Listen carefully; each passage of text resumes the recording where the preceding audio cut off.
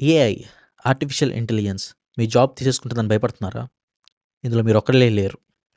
ఈ వీడియోలో ఏఐ ద్వారా మీ జాబ్ పోకుండా ఉండాలన్నా, ఆర్ మీరు టెక్నాలజీకి రిలవెంట్‌గా ఉండాలన్నా, ఏం నేర్చుకుంటే, ఏం చేస్తే బెటర్‌గా ఉంటుందో డిస్కస్ చేద్దాం.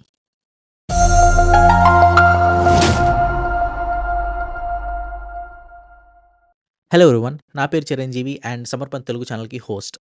ఒకవేళ మీ ఛానల్‌కి కొత్తయితే మనం ఈ ఛానల్‌లో ఎడ్యుకేషన్, ప్రొడక్టివిటీ, టెక్నాలజీ లాంటి ఆసమ్ స్టఫ్ గురించి మాట్లాడుకుంటాం. సో, ఇలాంటి కంటెంట్ మీకు గనక ఇష్టమైతే ఛానల్‌ని సబ్స్క్రైబ్ చేసుకోవడం మర్చిపోకండి. ఏ స్కిల్ నేర్చుకుంటే మీరు జాబ్ మార్కెట్‌కి రిలవెంట్‌గా ఉంటారో అండ్ ఏఐ ద్వారా రీప్లేస్ అవ్వకుండా ఉంటారో, దాని గురించి మనం ఈ వీడియోలో తెలుసుకుందాం. మనలో చాలామంది న్యూ జనరేషన్ ఎంప్లాయీస్ కానీ, ఆర్ రీసెంట్‌గా గ్రాడ్యుయేట్ అవుతున్న వాళ్ళు గానీ, ఆర్ రీసెంట్‌గా జాబ్స్ వచ్చినోళ్ళు గానీ, ఆర్ చిన్నపిల్లలు ఎవరైతే ఉన్నారో వాళ్ళ పేరెంట్స్ కానీ అందరూ కంగారు పడేది ఒకదాని గురించే. అదేంటంటే జాబ్ మార్కెట్. దీనికి తోడు ఒక పక్క రిసెషన్, ఇంకో పక్క ఏఐలో పెద్ద పెద్ద అడ్వాన్స్‌మెంట్స్ జరిగి, అసలు ఈ జాబ్ మార్కెట్ ఎలా ఉండబోతుంది? ఇన్ ఫ్యూచర్‌లో మనకసలు జాబ్ ఉంటుందా? ఉండదా? ఊడిపోతుందా? అనే భయం అందరికీ ఉంది.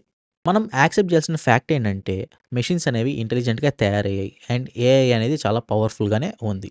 ఈ ఏఐ చాలామంది హ్యూమన్స్‌ని రీప్లేస్ చేసే ఛాన్స్ కూడా చాలా ఎక్కువే ఉంది. మనం దీన్ని యాక్సెప్ట్ చేయాలి. కానీ ఇంత అడ్వాన్స్‌మెంట్స్‌లో కూడా కొంతమంది పీపుల్ ఎవరైతే ఉన్నారో వాళ్ళని ఏఐ రీప్లేస్ చేయడం చాలా కష్టం. వీళ్ళనే మనం ఎలీట్ గ్రూప్ ఆఫ్ పీపుల్ అని కూడా అనొచ్చు. సో, వీళ్ళని టెక్నాలజీ రీప్లేస్ చేయడం అనేది కొంచెం కష్టమనమాట. సో, మీ ఫ్యూచర్ జాగ్రత్తగా ఉండాలన్నా, మీ జాబ్ పోకుండా ఉండాలన్నా, మీరు చేయాల్సిందేంటంటే, ఈ ఎలీట్ గ్రూప్‌లో మీరు కూడా ఉండాలి. సో, అసలు ఈ ఎలీట్ గ్రూప్ అంటే ఏంటి? అండ్ లైక్ ఇందులో ఎవరుంటారో ఇప్పుడు చూద్దాం. ఎప్పుడైనా గానీ జాబ్ మార్కెట్‌లో ఒక జాబ్‌కి డిమాండ్ తక్కువున్నా ఆర్ ఎక్కువున్నా గానీ, ఆ డిమాండ్ కంటే ఎప్పుడైతే క్యాండిడేట్స్ యొక్క సప్లై ఎక్కువుంటుందో, అప్పుడే మనకి కాంపిటీషన్ ఎక్కువుంటుంది. అండ్ ఈ కాంపిటీషన్‌లో కూడా ఎవరైతే టాప్‌లో ఉంటారో, టాప్ 1%, టాప్ 2%లో ఉంటారో, వాళ్ళనే మనం ఎలీట్ గ్రూప్ అంటామనమాట. మనం కూడా ఈ గ్రూప్‌లో, ఈ ఎలీట్ గ్రూప్‌లో మనం కూడా ఉండాలంటే, మనం ఏ ఫీల్డ్‌లో అయితే వర్క్ చేస్తున్నామో, ఆ ఫీల్డ్‌లో మనం ఎక్సెప్షనల్‌గా ఉండాలి. సింపుల్‌గా అనిపిస్తుందా? ఒకవేళ మీకు ఇది సింపుల్‌గా అనిపిస్తే, నాకు తెలిసి మీరు ఆల్రెడీ ఎలీట్ గ్రూప్‌లోనే ఉండుంటారు. ఒకవేళ మీరు ఎలీట్ గ్రూప్‌లో ఉన్నారా లేదా అని మీకు డౌట్‌గా ఉన్నా, ఆర్ లేరు అని మీకు కన్ఫర్మేషన్ ఉన్నా గానీ, ఈ వీడియో వల్ల మీకు ఏం హెల్ప్ అవుతుందంటే, మీరు ఆ ఎలీట్ గ్రూప్‌కి వెళ్ళడానికి ఏం చేయాలనేది ఒక రోడ్ మ్యాప్ లాంటిది ఒకటి దొరుకుతుంది. సో, దీనికి సొల్యూషన్ ఏంటి? ఈ ఎలీట్ గ్రూప్‌లో మనం కూడా ఉండాలంటే మనం ఏం చేయాలి?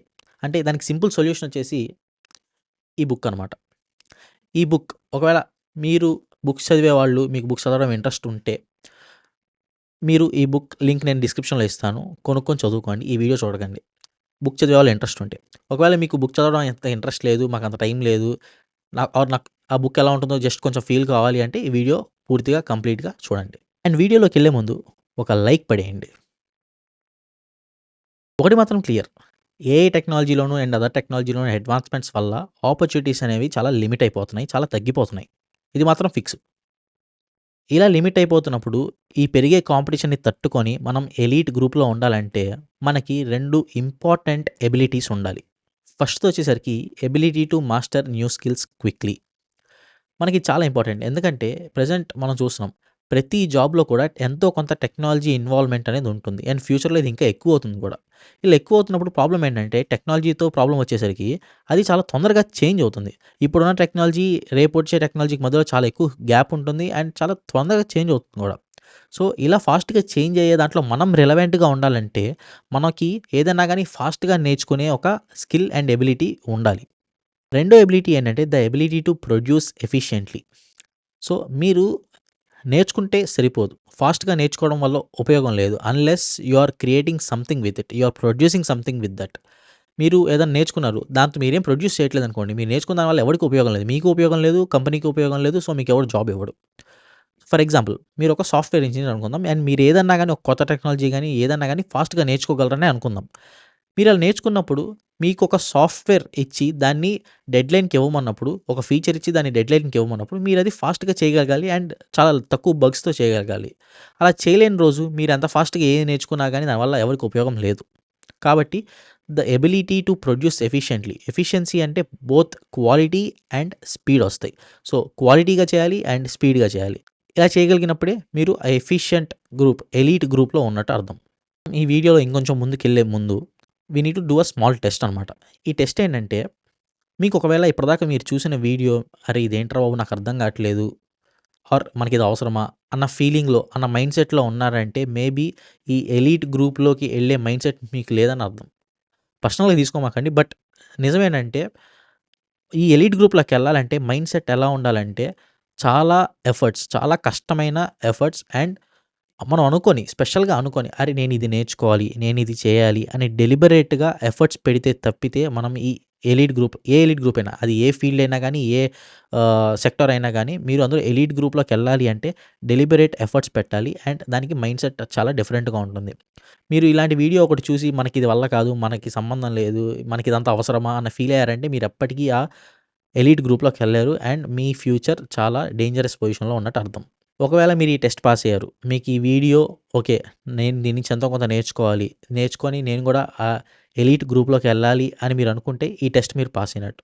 ఒకవేళ మీరు ఈ టెస్ట్ పాస్ అయితే నెక్స్ట్ ఇందాక చెప్పిన 2 ఎబిలిటీస్ ఏవైతే ఉన్నాయో వాటిని నర్చర్ చేసుకొని నెక్స్ట్ స్టెప్స్‌కి ఎలా వెళ్ళాలనేది చూద్దాం. సో, ఎలీట్ గ్రూప్‌లోకి ఫైనల్‌గా జాయిన్ అవ్వడానికి ఉన్న మెయిన్ ఇంపార్టెంట్ థింగ్ మీరు ప్రాక్టీస్ చేయాల్సిందేంటంటే డీప్ వర్క్.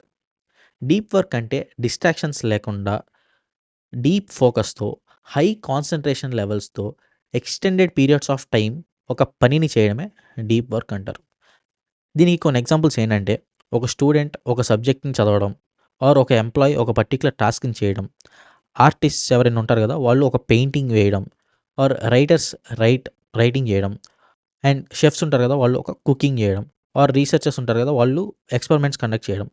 ఇవన్నీ డీప్ వర్క్ ఎప్పుడవుతాయంటే, when they do this without interruptions. Like phone notifications కానీ, సోషల్ మీడియా బ్రేక్స్ కానీ, ఇలాంటివి ఏమి లేకుండా, డిస్ట్రాక్షన్స్ లేకుండా ఎప్పుడైతే వాళ్ళు ఈ పనిని బాగా చేస్తారో, అప్పుడు దాన్ని డీప్ వర్క్ అంటాం. మీరే ఆలోచించండి. మనం లాస్ట్ టైమ్ డిస్ట్రాక్షన్స్ లేకుండా డీప్‌గా ఒక వర్క్ ఎప్పుడు చేసాం? More than 1 hour. ఒకవేళ మీరిలా more than 1 hour deep work రెగ్యులర్‌గా చేస్తున్నారంటే, మీరు ఆల్రెడీ ఎలీట్ గ్రూప్‌లో ఉన్నారనే అర్థం. సో, మీకు ఈ వీడియోతో పని లేదు. ఒకవేళ పాస్ట్ వీక్‌లో మీరు ఇలా డీప్ వర్క్ సెషన్స్ అనేవి 2 కంటే ఎక్కువ చేయలేదు అని అనుకుంటే, మీరు డేంజరస్ సిట్యుయేషన్‌లో ఉన్నారని అర్థం. అండ్ మీరు డెవలప్ అవ్వాలి. ఇక్కడి నుంచి నేర్చుకొని ముందుకెళ్ళాలని అర్థం. ఓకే. డిస్ట్రాక్షన్స్ లేకుండా హై ఫోకస్‌తో, హై కాన్సంట్రేషన్ లెవెల్స్‌తో, ఎక్స్‌టెండెడ్ పీరియడ్స్ ఆఫ్ టైమ్‌కి నేను డీప్ వర్క్ చేస్తాను. బట్ ఇది వర్క్ అవుతుందా? అంటే యెస్. ఖచ్చితంగా వర్క్ అవుతుంది. అండ్ దానికి నేను ఒక లైవ్ ఎగ్జాంపుల్. చాలా రీసెంట్‌గా అంటే లైక్ లాస్ట్ 2, 3 డేస్ ముందు వరకు కూడా నేను 20, 30 మినిట్స్ కంటే ఎక్కువ దేని మీద వర్క్ చేసేవాడిని గాదు. ఐ మీన్ ఎక్కువ దేని మీద కాన్సంట్రేషన్ పెట్టేవాడిని కాదు. అన్‌లెస్ లైక్ రీల్స్ స్క్రోల్ చేయడం తప్పితే నేను ఏది 20, 30 మినిట్స్ కంటే ఎక్కువ చేసేవాడిని కాదు. బట్ ఈ బుక్ చదివిన దగ్గర నుంచి నేను ఇది స్టార్ట్ చేశాను. డీప్ వర్క్ చేయడం స్టార్ట్ చేశాను. స్టార్ట్ చేశాక I can see a very big difference. For example నేను ఈ 3 డేస్‌లో నేను ఈ బుక్ చదివాను, నేను స్క్రిప్ట్ రాసాను, వీడియో షూట్ చేశాను, ఎడిట్ చేశాను అండ్ అప్‌లోడ్ చేశాను అండ్ మీరు చూస్తున్నారు గూడా. మీరు కూడా ఇలాగే చాలా కష్టమైన వర్క్స్ చాలా ఫాస్ట్‌గా చేయడానికి ఈ డీప్ వర్క్ అనేది చాలా హెల్ప్ అవుతుంది. అండ్ మీరు కూడా ట్రై చేసి చూడండి. ఒకవేళ మీకు ఈ టాపిక్ ఇంట్రెస్టింగ్‌గా అనిపిచ్చి అండ్ దీని వెనక ఉన్న ఇంకా టెక్నిక్స్ అండ్ ఇంకా సైన్స్ తెలుసుకోవాలి అనుకుంటే కామెంట్ చేయండి. నేను దీని మీద ఇంకా వీడియోస్ చేస్తాను. అండ్ మీకు ఈ వీడియో నచ్చితే, వాల్యుయబుల్ అనిపిస్తే ఒక లైక్ చేయండి. అండ్ ఇలాంటి more technology and productivity related videos కోసం సబ్స్క్రైబ్ చేయడం మర్చిపోకండి. ఈ వీడియోకి ఇంతే. నేను మీ Chiranjeevi from Samarpan Telugu signing of.